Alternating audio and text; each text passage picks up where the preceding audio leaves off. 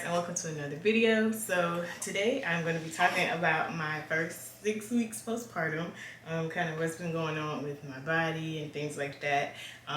This is my second C-section. If you're new here, I had an elective C-section. Throughout the pregnancy, if you've been watching my journey, you saw that I was on the VBAC road at the beginning. Then it kind of teeter-tottered and was like, I don't know, what should I do in the middle? And then at the end, I was like, okay, let's do this. We're gonna have VBAC. And then at the very last second, excuse you, at the very last second, I decided to have another C-section. So my first C-section was a emergency C-section. I had no say-so in that. That was just very quick. They came in, they snatched everything out of the walls. They started throwing the clothes at Wylie to get dressed for surgery, and then they slipped me on down the hallway, got me prepped, and got the baby out as soon as quickly as could be.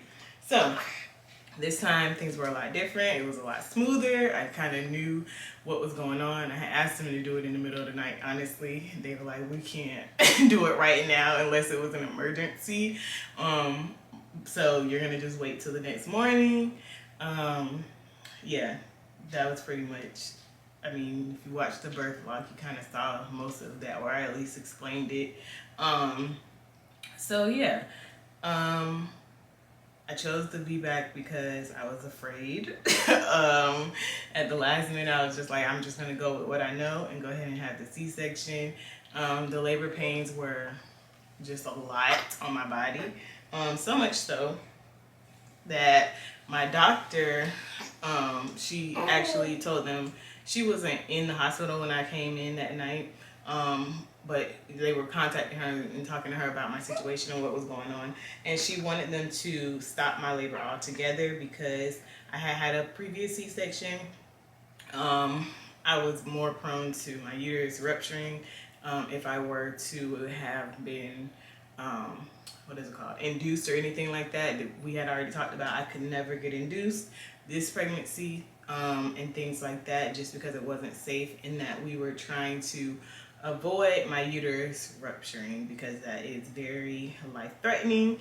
And so you know, they were describing her the contractions that I was having, and how that I was not progressing in my labor. I had already kind of labored for like, I was in the early stages of labor for like a week straight, and I just remained at 1 centimeter. And then when those contractions picked up, which is what led me to go to the hospital, you know, they were almost going to send me home because I was still 1 centimeter and my water had not broken yet.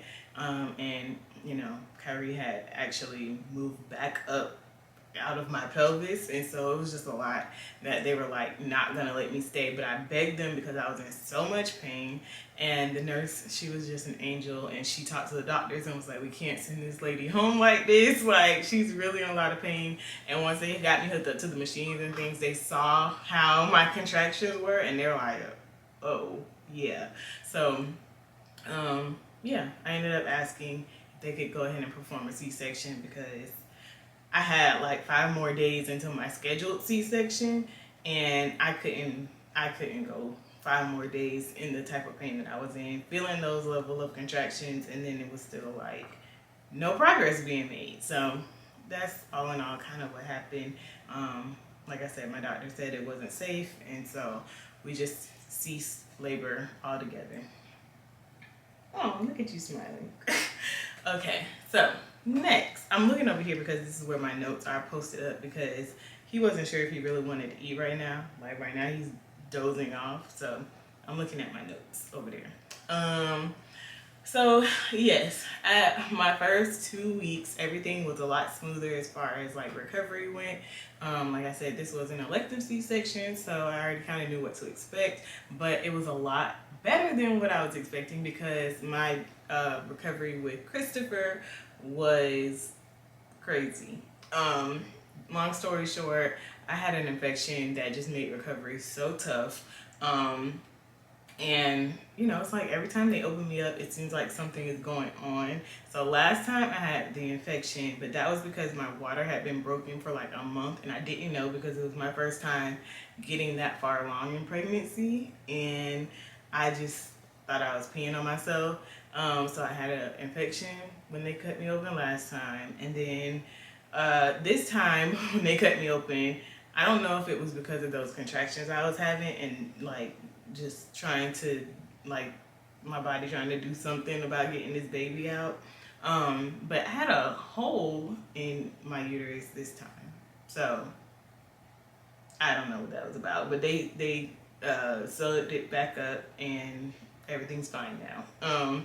But yeah, the recovery was a lot easier. I came home and within the first couple of days, I was able to, you know, go back to normal. And Wiley had to tell me to sit down because I was doing way too much too soon. But I was just really excited to finally be like, one, no longer pregnant, but then also be like that part of the team where I can help out with Christopher and like just things around the house and things that I hadn't been able to do. Basically, my whole pregnancy, I was just out for the count. So I was really excited and I just kind of started overdoing it. But, you know, once I slowed it back down again, I felt really good. At my 2-week checkup, I was diagnosed with preeclampsia, which you can get during your pregnancy, but then also up to 2 weeks postpartum, they said. So I did have to go back to the emergency room and be monitored for a few hours, but they did not keep me overnight. They just prescribed me blood pressure medication and they told me, you know, just take that, keep an eye on my blood pressure, and then I should be fine. So I mean, everything's been pretty good since I've been on the blood pressure medication. At my actual 6-week appointment, we talked about just taking my dose down because I did feel like it was impacting my milk supply. I don't know if they have any correlation. She didn't really say, but I was like, I can't take those chances because the last time I had a C-section and I was on medication, my milk supply completely went away, and I don't want to do that this time because I had been doing really well. At my 6-week checkup, we had already had to get a deep freezer because I was producing so much milk. And I will do an exclusively pumping video. I'm just kind of waiting until I get to the 3-month mark because a lot of things have been changing, and I just want to make note of all of these changes because, you know, the first month, if that was all I based it on, you know, might miss out on some good tips or whatever that I could give. Anyway, we're going back to my notes. So, that was my 2-week, and then I told you guys about the 6-week with the preeclampsia situation. And then at 4 weeks, I stopped all of my bleeding. Even though you don't have a vaginal delivery, you still do incur bleeding. And mine stopped at 4 weeks. I believe that was, I believe it stopped a lot sooner because I was breastfeeding. With Christopher, my first C-section, I bled for a very long time, like over a month straight. I would say the first 2.5 months, pretty much, I was bleeding. So it stopped a lot sooner this time. Would you like more milk? No. Okay. So yes. All right. My next thing was like my mental health and all of that stuff, postpartum depression, you know, all those things. They did ask about that at my 6-week appointment. They made me fill out this little questionnaire, all of those things. I wouldn't say that I was like depressed, but I will say that I had like these like little bouts of like sadness. And it was just more so because like the state of the world, like this whole recession situation, and it's like, you know, just having mom guilt because, you know, Christopher has been an only child for the last 2 years, and so it's like I just wanted to spend time with him and do things with him, but then also making sure that I'm in this space where I can, you know, care for both of them and love on both of them. So it was just hard. I guess time management was my biggest adjustment, that I had to just adjust to pumping so often and, you know, still trying to cook dinner or, you know, help with dinner or help with whatever around the house. I just had a lot of mom guilt because I just felt like I needed to be sitting in Christopher's space nonstop, but then also in Kyrie's face nonstop, but then also in Wylie's face nonstop. And so it was just like, how do I balance spending time with all of them and myself and keeping the house together and just all the things. So I just had mom guilt. And then, like I said, just the little spots of like times where I would just be worried about like, oh my gosh, this recession, what does this mean? What is going to happen? Like, but other than that, oh, wait, hold on, I'm looking at more of my notes. Okay, so it was those two things. And then it was like this nighttime anxiety that I would have. So at night, whenever the sun would start going down, I would just start feeling very anxious because I wasn't sure of how the night would go, especially when we first got home, because I didn't know if Christopher would wake up whenever Kyrie would cry, I can't talk, or like how it would go. Pretty much Christopher had been sleeping through the night in his own bed, no worries, no troubles, before Kyrie was born, and I was like unsure of how it would change. Would he want to be in his room away from the rest of the family and things like that? But turns out Christopher did not care, and he was telling us all the time he was going to his race car bed. He didn't want to be in the room with us. You know, I would ask him, did he want to stay and cuddle with us in the bed, all four of us, until he fell asleep, and he was like, no. So, you know, that settled that. And then just, you know, the overall feeling of just not, like, feeling like you may not hear your baby because you're so tired. Like, I dealt with that with Christopher as well, where I was just like, God, please help me to hear my baby cry in the middle of the night if they need something. I don't want to neglect them or make sure Wylie hears them or whatever. So those are the typical things. And then we just had a lot of like hurricanes and storms that just randomly came after Kyrie was born, and like right before even, where it was just like, oh my gosh, like I don't have time for no power and, you know, things like that. That just, it's a lot. Christopher kept being out of school unexpectedly. Like, it was just a lot going on. And I was just like, you know, wanting to make sure that we had everything that we would need. And especially once Kyrie was born, it was just like, come on. Like, but we were fine. We never lost power for more than like 10 minutes with any of those storms. You know, so we didn't have to worry about losing any food or like anything like that. Yeah, let's see. Oh, I had cabin fever extremely bad. I was so ready to get out and get Christopher. Just like, I wanted to just take him to school. I hadn't done that in so long by myself. Like, we would all have to pack up and go or whatever. And so I was really excited about that. That's funny. Just laughing. So yeah, I had cabin fever. My breastfeeding journey was a lot on me at first. I'm gonna even still say at 8 weeks it still is kind of a lot. So it was just really exhausting having to pump every other hour and still do things, even eat. It seemed like it was just hard to do. It was very painful, even though I wasn't actually nursing him on my breast. I was only pumping. I stopped nursing him in the hospital. So he has not been on my breast since we were at the hospital. He's only been given a bottle since we've come home. But it's still very painful to pump.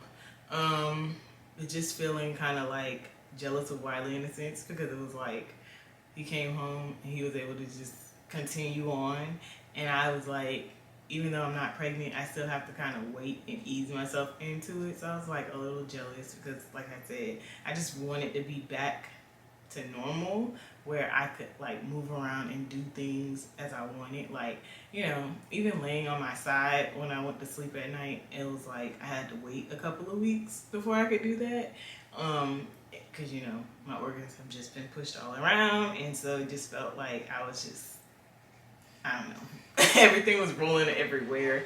And so when he would just lay on his stomach, I was just like, oh, why can't I sleep on my stomach yet? I still don't feel comfortable sleeping on my stomach at 8 weeks, only because, like, with with breastfeeding and stuff, I just feel like it's not the most comfortable position. However, if I was not breastfeeding, my stomach itself is completely fine as far as my incision and things go. But anyways, I think that's everything on that list as far as like my mental health goes. So next is I wanted to talk about like my weight loss. So during my pregnancy with Kyrie, I gained 25 pounds. And in comparison to Christopher, with Christopher I only gained 18 pounds. At my 6-week appointment, I had lost 23 of the 25 pounds that I gained. And I would again say that was all thanks to breastfeeding and having a toddler. Because, you know, like I said, as the weeks have gone by, I've been getting more and more active with Christopher and just doing things around the house, following him around, all the things. So yeah, I'm pretty much back at I haven't weighed as far as like my 8 weeks. I haven't weighed myself again. I'm trying to not like stress myself out. But I would say that I'm pretty much back at my pre-pregnancy weight at this 8-week point. So yeah, I am happy with the progress of my healing process, and just like how I feel overall this time around at 8 weeks. I'm really happy and really thankful. Kyrie is growing very fast. He's getting apparently I'm interrupting his nap. He's getting very heavy very quickly. So yes. I have on sweatpants now, but I am able to fit into my favorite pair of jeans. I wore them yesterday. Wylie and I went out on a date, and it was just like, oh my gosh, I'm glad I could fit these again. But yeah, I haven't had any. These are just random things now at this point that I'm just thinking of. But as far as like postpartum with Christopher, I've lost a lot of my edges. I feel like my edges have thinned with Kyrie, but they haven't like completely fallen out. And then it's also, my hair is not loose anymore. I have, you know, my locks now. So we'll see how this continues to go. I will do a body shot since he's asleep.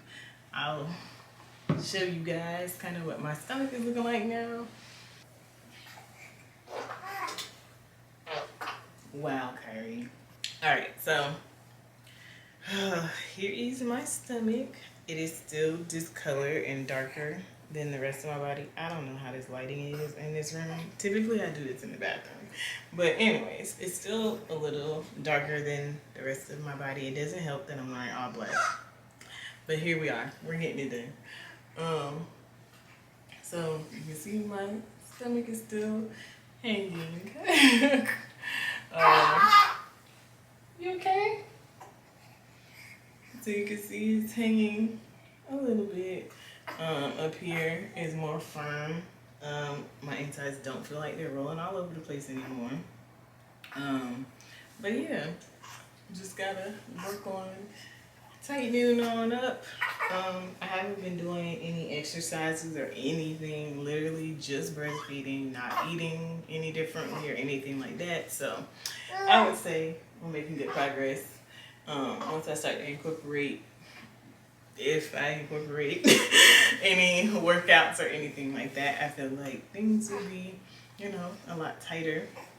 So that's where we are now. What you talking about, little man?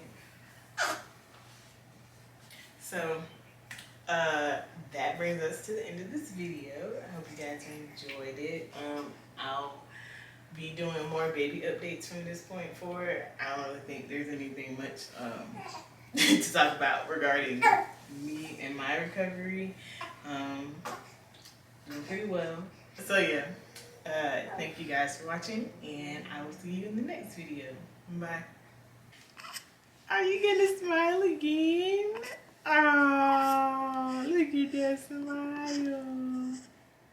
Look at that smile. Mommy would do it all over again for my little baby kid. I love you and your brother. I don't even care that they be cutting me open. I be loving these kids. I be loving these kids. Can I get another smile?